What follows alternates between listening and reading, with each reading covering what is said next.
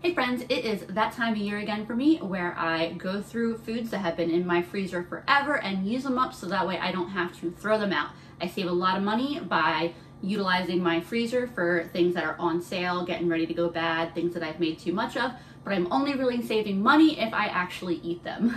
This is a process I've already started and will probably continue after this video, but I figure I'd go ahead and share some of the things that I make with the stuff that has been in there forever. As a general rule, I try to use up things in my freezer within like 6 to 12 months, depending on what it is. I'm not always good at that, as you're gonna see. A quick note on food safety: as long as your freezer stays cold and the food in it stays frozen, it technically doesn't go bad. Like, it will technically stay good indefinitely, but the quality will definitely suffer. So you might see me using some stuff that's old enough that you might be kind of wrinkling your nose at, and maybe you wouldn't, and that's fine, because I'm using my senses to see if I think the stuff is still going to taste as good as when I put it in there. And this is definitely a place where, when in doubt, throw it out is absolutely fine. My freezer is pretty full, so I'm not going to pull everything out to show you. I'm just gonna go straight into making some meals. I've been talking about wanting to make a ham and bean soup for dinner for like the last several days. I know it's summertime. Some people are not all about hot soups in the summer, but I am a year-round hot soup girly. I never get tired of eating soup. You were sleeping. What do you want? And I knew I've had these two ham steaks in the freezer forever. I love the packaging on these because they stay in such good shape. These have been in my freezer since November. They're 2 8-ounce little ham steaks. So I've got a pound of ham total that I spent $2.38 on. I just put the ham steaks in the fridge for now. I'm gonna be making this in my pressure cooker. So I wanna get my beans started, and I was really going back and forth on what kind of beans I wanted to do, whether I wanted to do pinto beans, white beans, specifically they're a Great Northern bean, or whether I wanted to do black beans, because I think all three of them go really well with ham. I mean, even kidney beans also go really well with ham. I had it narrowed down to the pintos and the northern, and then I was like, why don't I just do a half cup of each? So that's what I'm gonna do. It's a half cup. This is a 2/3 measuring cup, so it might be more like 1 1/3 cup of beans. I'm dumping these into a little colander because I like to give my beans a quick rinse and then just poke around in there and make sure that there aren't any little stones or just, you know, any debris that's not supposed to be in there. It does not happen often at all. I just like to check to be sure. And I usually like to add about 3 cups of water for every cup of dried beans. So for 1 1/3 cup of beans, I'll do about 1 liter of water. And then usually I would cook my beans in the pressure cooker for 35 minutes to fully cook them. But because I'm gonna be making it into a soup, what I'm gonna do is I'm going to cook them for 25 minutes. At that point, I will pop the top off and add the rest of my ingredients and then finish cooking them. My 25 minutes is up. The beans have just been depressurizing for a little while I cut some veggies up. So I have a little bit of celery. I had 2 tiny carrots in my fridge. Otherwise, I probably would have loaded this thing up with carrots. I gotta add them to my grocery list for the week. And then some potatoes I had. Here's what my beans look like. Reminder, they're not fully cooked yet, but are most of the way cooked. I'm gonna drain off just a little bit of this liquid and add some more. So there's the beans, and then I'll add all these veggies here to them. And I'll add in 4 cups of water to start. Realistically, I'm probably gonna add a couple more at least. Switch that to saute, so that way that all starts heating up while I grab the ham. I think I'll also grab a couple hot peppers from the freezer. I have this pepper from my garden. It is a volunteer from some random seed from last year, so I have no idea if it's a spicy pepper or a sweet pepper. All right, I'm like 99% sure that it is a Hungarian wax, not just based on the flavor, but because of the way it grew on the pepper plant as well, and it was one that I grew last year. So I'll chop this up, and I'll also get some spicier peppers from the freezer. I grabbed a cayenne and a black Hungarian. With the peppers chopped up, I'll add them to the party in the pot, and then get this ham chopped up. had this in the fridge for like an hour or two. Ham is pretty easy to cut even when it's fairly frozen. I will add that to the pot as I cube it up. And there's what that all looks like together at this point. I'm adding a couple more cups of water. Broth would also be a good option. I felt like I was going crazy because I have a couple packages of these ham flavor concentrates that I got on closeout at a local grocery store for like 60 cents a box. And then I couldn't find them for way too long, like embarrassingly long, because I really thought I put them in a different cabinet that I did. But yeah, long story short, I found them. So I'm gonna add one of these flavor packets, and that's really gonna beef up the ham flavor. I like to add those when I'm not cooking a ham bone. And then I'm adding a little bit of chicken bouillon as well, since I don't have broth. I'm gonna add just a little splash of Worcestershire, garlic powder, some black pepper, some of this Cajun seasoning blend. And I was gonna add just a little bit of cayenne, but I really think somebody hid my cayenne on me. And this just needs to be cooked for another like 10 minutes under pressure.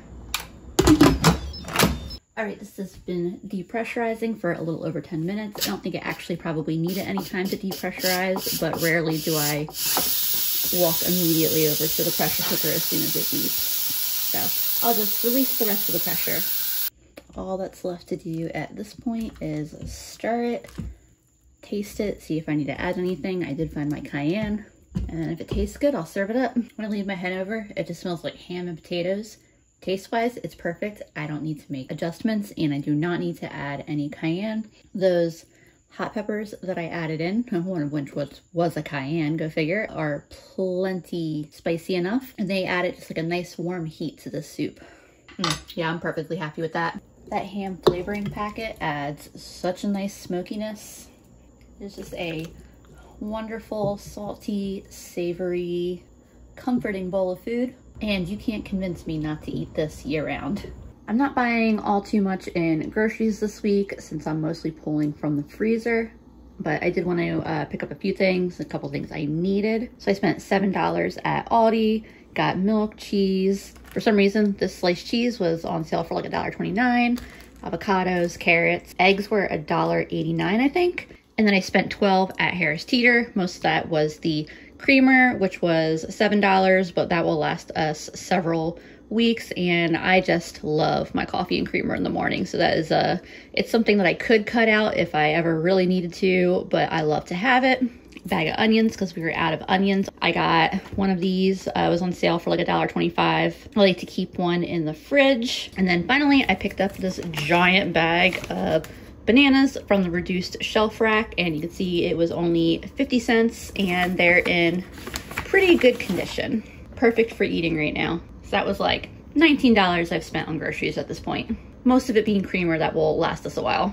And then my mom brought me home a slice of cake from her office, so I'm pretty happy right now. That was a pleasant surprise.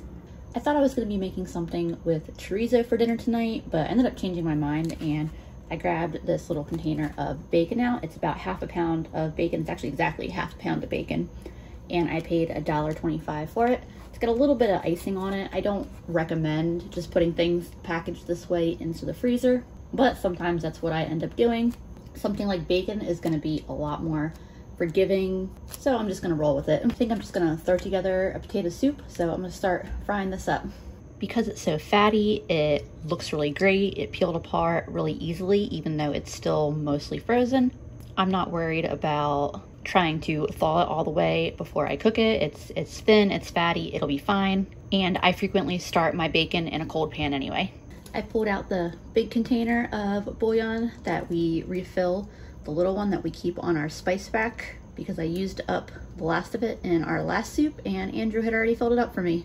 For us technically, but you know, he was on top of it and I appreciate that.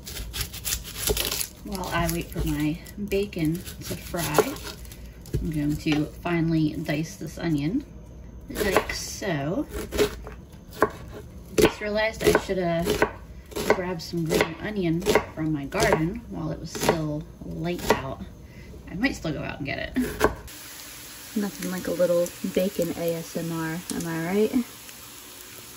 So as the bacon finishes cooking, I added some of the bacon grease to my pan here, and I'm gonna add the onions to that to cook. Here's my potatoes I'm gonna use. I have one russet and then a bunch of Yukon Gold. I'll cut those up real quick. I got a whole mountain of potatoes here, so I'm gonna hold off on this last big one. I'm not sure if I'm gonna need that one. I love, love, love onions cooked in bacon grease. I'm gonna add a nice big spoonful of some garlic to this. And I'll just cook that for a couple minutes. That is smelling absolutely wonderful. I'm adding a couple cups of water and a little bit of bouillon that is in place of chicken broth. And then my potatoes to that. This isn't quite how I would usually cook my potatoes. Most of the time I do that step in the Instant Pot, but I figured I wanted to try doing it all in the one pot. I'm gonna bump the heat up just a little bit and then pop the lid on this so that way the potatoes cook through. I suddenly remembered that I also want carrots in here, so I cut up a couple of carrots and put them in this glass bowl. I've got a little bit of water in there, and then I'm just gonna pop this plate on top and put it in the microwave for like 6 minutes, and that should soften them. I've got a cup and a half of milk here that I'm adding. Get some pepper in there too. And that milk is warming up. I'm gonna go ahead and start getting these potatoes kind of mashed up. I'm not worrying about this being like a smooth puree or anything like that, but I do kind of want to let some of the potatoes act as a thickener. And cooking the potatoes in this liquid should have added a good bit of starch too to help thicken it up. Though I will add a little bit of cornstarch here in a few minutes, just so I get a nice thick creamy soup. I am also saving the remainder of my bacon grease, of course. I don't feel like we eat that much bacon, but I have a lot of it here. I need to start using it up a little more intentionally. The potatoes actually thickened it up enough that I might not add any cornstarch. I was gonna add like another half cup of milk with a little bit of cornstarch, but that might be plenty thick enough on its own. I'm gonna start tasting it so I can have a sense of what adjustments I need to make in terms of seasonings, if I need to add a little bit more bouillon. It is pretty close to being done. I'm gonna add a little bit of Worcestershire, a little bit of my Cajun seasoning. That's kind of my go-to. It's got dehydrated onions and garlic, paprika, and then I added a little bit of extra garlic powder because I felt like you could use just a little extra garlicky goodness. I'll mix that all together and see where we're at. I think that is perfect, especially because I'll be adding bacon on top and a little bit of green onion and cheese. I did want to add in that last half cup or so of milk that I was originally going to add, but as soon as I stir this in, I've already got the heat off. This will be done. I just gotta venture out to the garden in the dark to grab that green onion. I will be right back with that. Y'all, I almost forgot about the carrots. I'm gonna get that little bit of water out of here real quick, but these are fully softened, cooked. Add them in as well, and that last little bit of milk that I added really smoothed out the entire pot. Doesn't seem like so many carrots when it's in that big vat of soup. My favorite part about this soup is that I was able to just throw it together with things that I already had. Get a little bacon on here, a little green onion. You know, I should have put the cheese on first, so that way it would kind of melt in, but I'll just put it around the edges here so that way when I stir it in, it'll melt anyway. Very, very good. The only other thing that, I mean, it would have been just as good, like, this is really good. But the only other thing I would have considered is instead of bacon, taking some sausage out of the freezer and cook sausage in it would also be like, very, very good. Here's what my freezer looks like right now. It is actually not as packed as it was. Besides the couple meals that I've already made, I had taken probably 2 or 3 things out in the last week or two to also make from the freezer. So there's a little bit more space in there now. I thought about pulling everything out so I could like really fully inventory what's in there, but I think I'm actually going to wait until I pull at least a couple more things out. I don't want to pull everything out of the freezer and then things thaw as I figure out how to get them back in. So for dinner tonight, I'm going to use this block of ground beef because you can see that it is already getting freezer burned, which doesn't really make sense because I have not had it in there long at all. This is how I normally store my ground beef, and then here's another pound of it, and you can see this one looks very, very different. I have ones that have been in the freezer for over a year that still look just like this. So I'm not sure what happened with this one. By the way, if you're wondering what that says, it says Leah's lost meat. One of my friends brought a bunch of ground beef over and we made burgers, and she didn't take the leftovers with her, and I tossed it in my freezer, and that's just how I labeled it. But yeah, that's from February and this is only from April. So I'm gonna go ahead and make this before it gets any worse. I'm gonna thaw this by putting it in a bowl of cold water. When you freeze them flat like this, they thaw very quickly. And even though it does have a little bit of freezer burn, I'm gonna make kind of like a hamburger helper inspired dish for dinner. So it'll be a nice saucy dish. So there shouldn't be any weird flavors or anything like that. I think I found the culprit why this didn't preserve as nicely in the freezer. There's this little tiny tear on the bottom corner of the bag. Worst case scenario, I can toss these little bits at the very top that might be a little bit more freezer burned than most of it, because most of it looks like it'll be just fine. I'm gonna thaw it out and see how it is. Good news is that the ground beef definitely looked more freezer burned in the bag than it actually was once I thawed it. It looked good and it didn't have that like real freezer burned smell that meat gets when it gets real freezer burned. It's still ever so slightly frozen in the middle, but because of the type of dish it's going in, I figured it was good enough. I just wanted to get started. I'm still able to break it apart. My meat is like 90% done cooking. I chopped up an onion, so I'm gonna add that to cook with the meat. I don't mind a little bit of fat in here, but I do want to get a little bit of it out, so I'm just going to use a paper towel to soak it up. I've also got some tomatoes from my garden that I'm just going to have and add to the pan with the meat and the onions. I want this to have just a little bit more going on nutritionally than regular hamburger helper. And then there's another little handful for good measure. I'm just now getting to the point where my most productive tomato plants, which were the first ones that were growing, and they've been putting out tomatoes so quickly that I like am so bountifully that I've been struggling to pick them and eat them fast enough. And so I think I'm about to be at not a lull in tomatoes, but I won't be picking them in such the crazy quantities that I was. I've got water boiling for my pasta. I grabbed the measuring cup just so I have like a better idea of how much I'm using, but I have a feeling it's gonna be the rest of this container. Let's see, cup of pasta.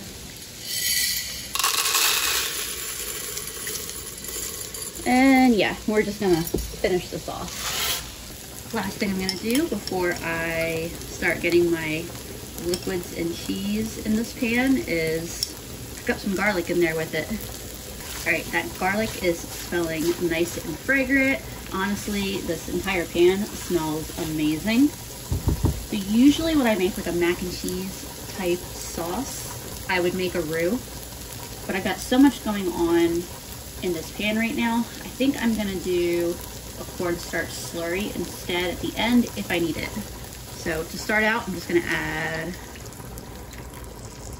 that's a cup of milk. And I could have removed everything from the pan or gotten a separate pan and started my sauce in that, but I really just wanna do this all in one pan. I'm gonna add just a little bit more milk for now to start. It's maybe a third of a cup. For cheese, I've got this little bit of cheddar that has been in my fridge for a while now. I can't remember what I used it for before, but I'll shred that real quick. So we'll start by adding this in. I got this real little chunk of Parmesan, same thing. It's been in my fridge for quite a while now, so I want to go ahead and use that up, especially because I have a whole new wedge of Parmesan. I've also got both sharp cheddar slices that I bought last week. I might skip that unless I decide it needs more cheddar, but I do want to add one of these pepper jack slices that I got this week. I'll give that cheese that I just tossed in just a second to melt all together while I chop up some spinach that was in my fridge. Like I said, we're trying to get just a little bit more nutritionally in this hamburger helper than just, oh, I'm probably shaking the camera real bad right now, than just would be in a regular box. So we'll get a couple cups of spinach in there. I just took a bite of this.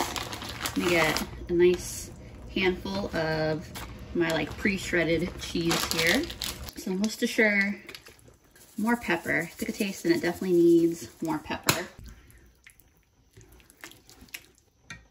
That is good. So I don't know how I did it, but I pretty much guessed the amount of water that this pasta needed perfectly right. And I did not drain anything. Don't think that could have been any easier. I was actually worried that that wasn't that much pasta because, you know, it was a little under 2 cups.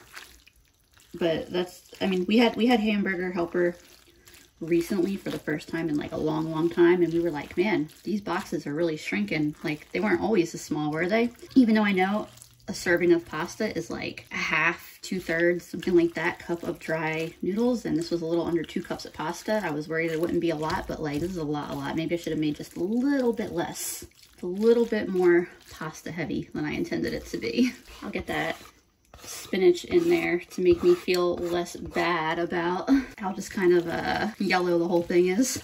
So it is good, though my cheese sauce did get diluted quite a bit. I'm gonna just add in that last little bit of milk that was already in the measuring cup. I don't think I'm going to need to worry about cornstarch with this, just to boost up that cheesy flavor just a little tiny bit more. I'll add in the last of that shredded cheese and one of those, and we're gonna call it cheesy enough because I'm not trying to make any kind of like crazy intense giant vat of cheese sauce with this tonight because it still tastes good. So I'm not gonna use up all my cheese on it for no reason.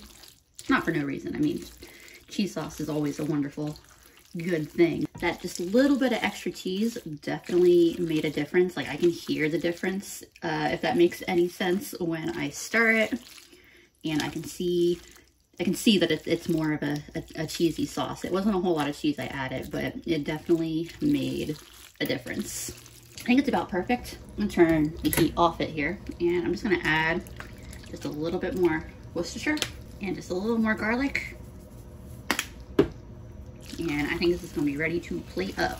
That little bit of extra Worcestershire gave it just that little extra bit of savory umami goodness that you get a lot of in hamburger helper.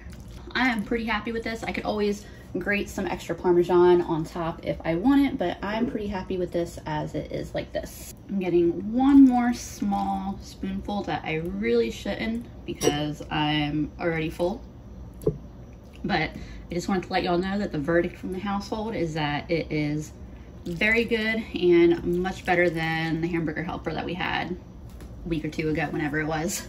All right, so I ended up pulling some of the stuff out of the freezer anyway because it just was really hard to figure out all what I got in there. You can see it's lots of stuff that I got marked down and put right in the freezer. Lots of sausages, some packs of bacon. Some of this I'm actually just gonna put in the freezer downstairs now because I just don't need so many of the same thing in my upstairs freezer. But I am going to take note of what is older and what is more recent, so that way I can start using some of the older stuff up. And then I've got a few packages that I'm setting aside as things that I want to use as soon as possible, ideally in the next few meals.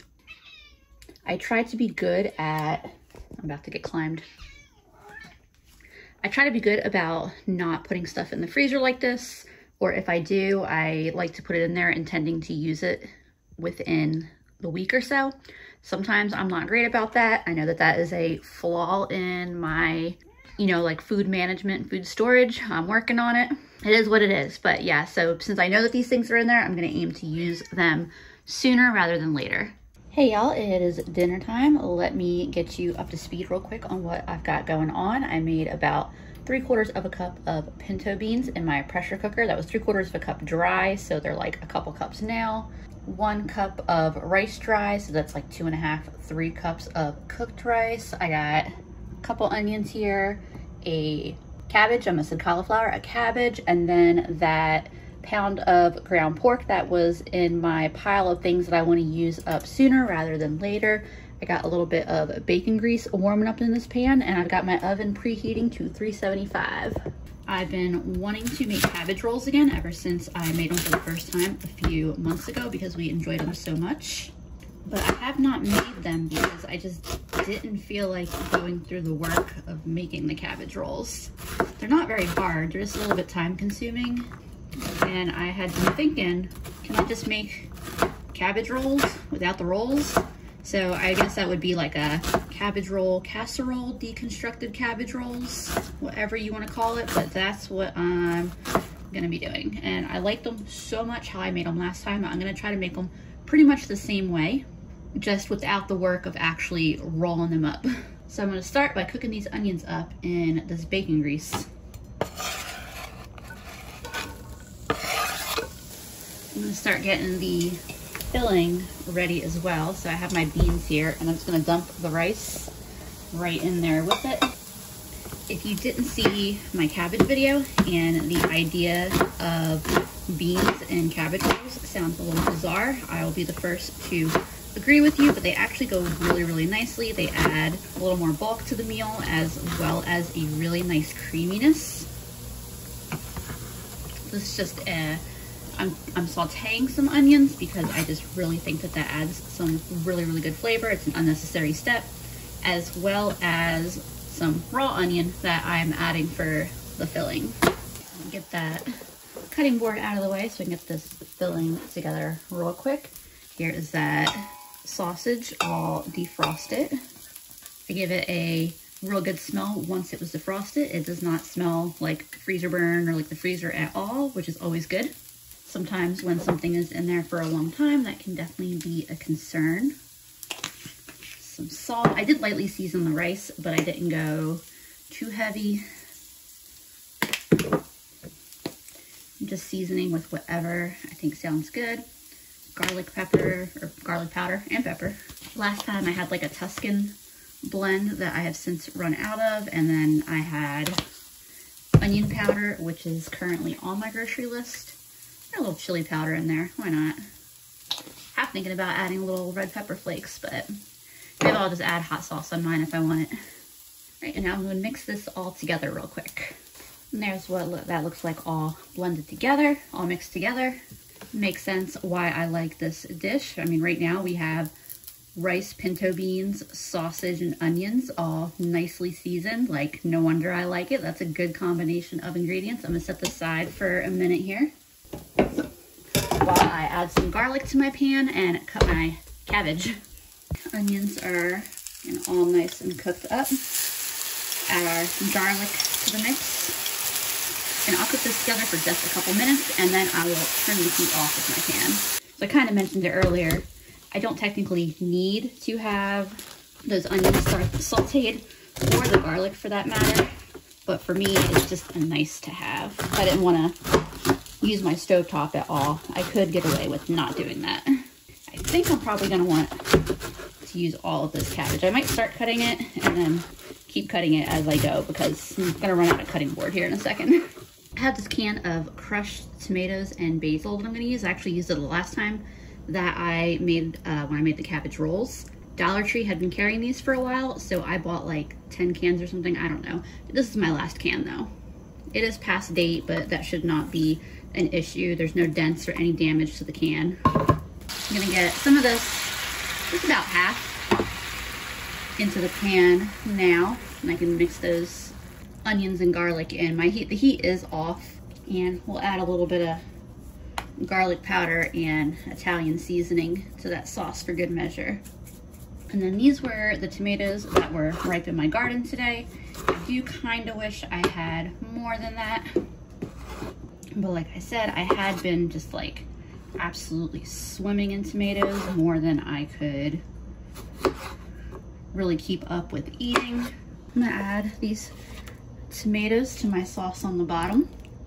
I moved my cabbage from my cutting board to my rice cooker insert since it was sitting there and it's something that I already have to clean just to get it out of the way.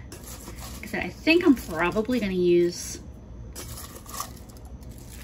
the whole cabbage if I can get it all to fit, because I know it'll definitely sink down, but when it's cut up like this, it definitely takes up a lot of volume. And now for the filling, I was gonna spoon it over, but I'm just going to accept that this is one of those times when it's just going to be so much easier to just use my hands.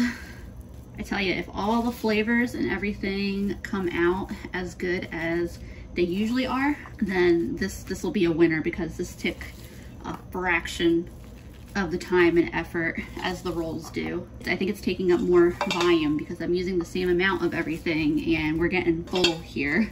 That's all the filling, but I wanted to get some more cabbage and sauce on top, so let me figure this out. I think I'm gonna settle for not quite as much cabbage as I envisioned on top. Part of me is like, I need to just use a bigger container, but this is one of my biggest dishes. Maybe the deeper one would work better. At least there's lots of crevices and stuff for the sauce to go down in. I am using a little bit less sauce than I used last time. It's kind of push that down. I just don't want it to be dripping over. I might do what I did last time and set this dish down on top of a sheet pan in my oven, just in case anything does pop up and drip out from the sides. That is definitely the route I'm gonna take, just in case. So I'll get the lid on here. The lid is nice and heavy, and then it's gonna cook in my 375-degree oven for, I'm gonna plan to cook this for like 90 minutes. Also, I don't know if that seemed like as much of a mess on camera as it felt like I was making, but it has been 7 minutes since I hit start on the oven and I've already got everything cleaned and wiped down. All right, I've got my big dish here out of the oven and it did not leak on the pan. Let's hope it's not gonna, oh no, that looks great. I had this fear that I was gonna lift it and the lid was the only thing that was holding everything in, but that looks good. Let's see how this is. So obviously the presentation is gonna be a little bit different than when it's in neatly rolled little cabbage packages. It is nice and easy to scoop out, but that tastes very much like the cabbage rolls I'm used to. But the only critique for myself is I would like a little bit more sauce in there next time. It could use a little bit more tomatoey goodness, but otherwise this is delicious. For the next meal, I thawed out some catfish that miraculously didn't taste like my freezer. It's something I really should have repackaged if I wasn't gonna eat it within a couple weeks, and whereas most well-packaged meats still taste great after a year, I usually like to try to eat fish within 6 months. Andrew took the lead on this dinner of fried catfish. He dipped the catfish in flour, egg, and then panko before dropping into hot oil to deep fry. While he did that, I cut up some potatoes and tossed them in oil and seasonings and roasted them in a 425-degree oven. I also chopped up some broccoli and set that in a bowl until the potatoes had been cooking for about 15 minutes and were half done. I tossed the broccoli in oil, salt, and pepper, and then added them to the pan with the potatoes and put the pan back in the oven for another 15 minutes or so until everything was perfectly roasted.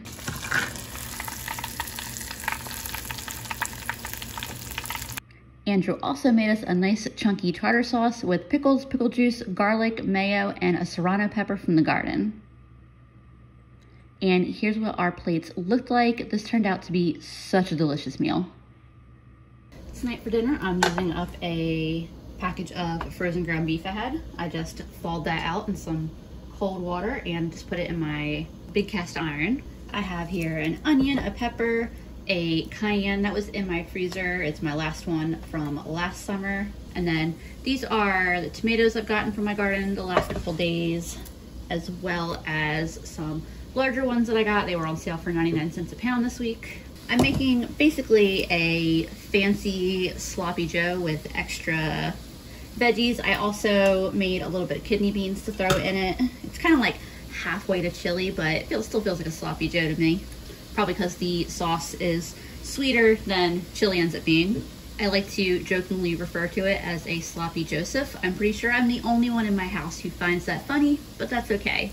I call it that basically because to me it feels like a more, you know, grown-up version of a sloppy joe because it's got all this extra produce in it and the beans, and just so like offers a much more diverse nutritional profile compared to just browning meat, putting the sloppy joe sauce in and eating that one a bun. First thing I'm going to add in just a moment here is the onion, so I will get that chopped up first.